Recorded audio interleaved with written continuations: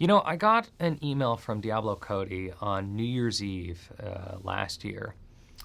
And it was a short email, something like, what do you think of this? And attached was a screenplay. And it was Tully.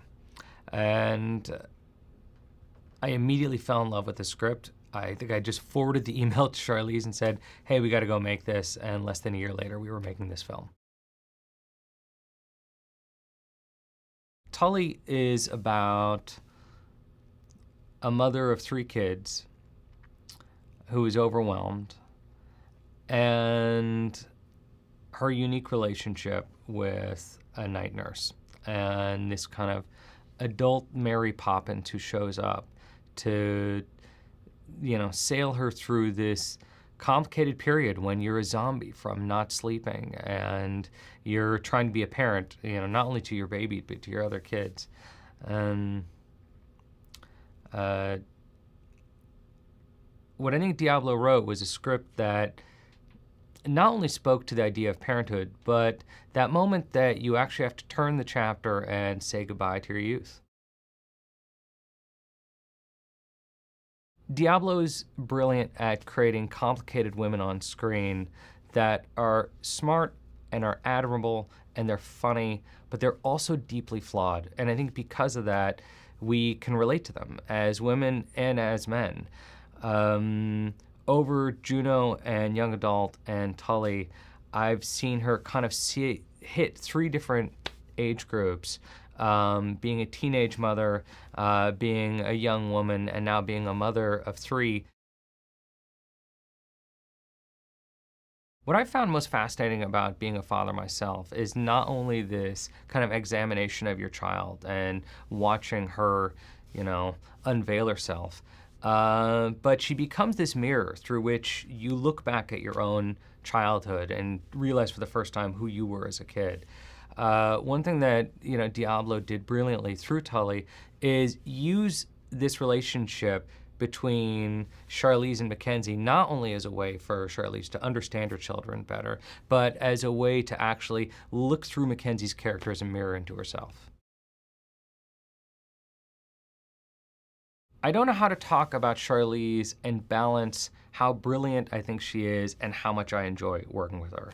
I absolutely adore her. I think she's just phenomenal. Anyone can look at her career and see how gifted she is, how much she's given us as an actress. But also, I take a real personal joy in just working with her. I have so much trust in her. She has trust in me. And when I'm watching Charlize act, I feel like I'm getting this solo show of a performance that at some point soon, millions of other people will see. But when I'm on set, I get this singular performance where I'm watching her on a monitor and I'm seeing in real time her do things that are just magical. And it's, when I watch her act, I feel like the movie's coming to life.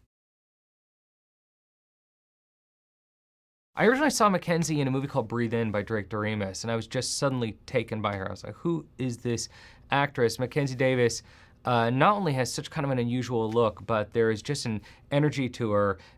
Every little thing she does with her eyes, every little thing she does with her face or her fingers, she just kind of comes to life. When she's on screen, the screen is electric. And when I saw her, the idea of putting her and Charlize together in a room immediately seemed like a great idea, and it proved to be right. I mean, their chemistry was electric.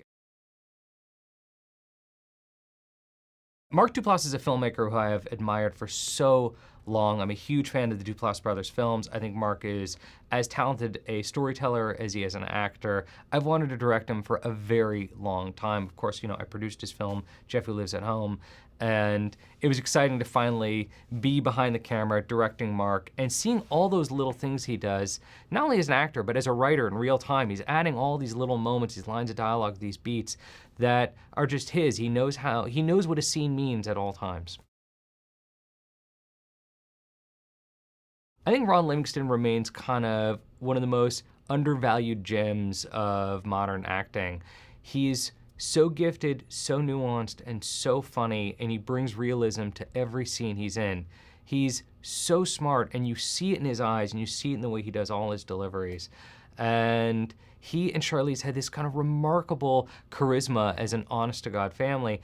I think somehow, sometimes it's harder to show two people deep into a marriage than it is two people falling in love. You know, you put two actors in a room and they have chemistry and they're excited to see each other and they could be falling in love. That's one thing. But try to get years deep into a marriage with 3 children where 2 actors have to show up on set and suddenly have patterns of behavior that are supposed to be developed over years. And Ron has this gift of doing these little things that make you just feel that this is a real relationship with real history. 仕事、家事、育児、自分の時間のない現代女性へ送る。No, no, no! Frozen pizza, awesome.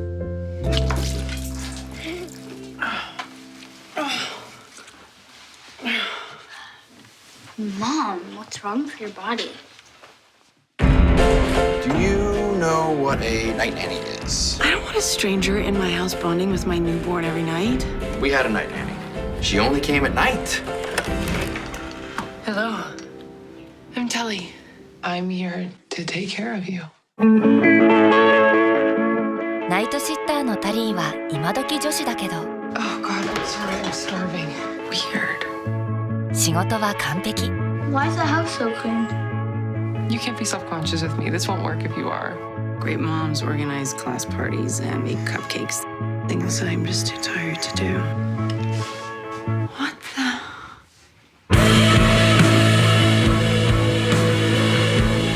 Mom, why do you wear makeup now? I guess I just want to look nice sometimes. Why? You don't like it? So how are you feeling? I feel fine. I mean, your 20s are great, but then your 30s come around the corner like a garbage truck at 5 a.m. Girls heal. No, we don't. We might look like we're all better, but if you look close, we're covered in concealer.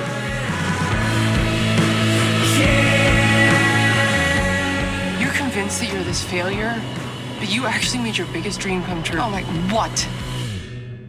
Why are you so nice to me? Admit it, you've thought about it. タリーと私の秘密の時間。 You can't fix the parts without treating the whole.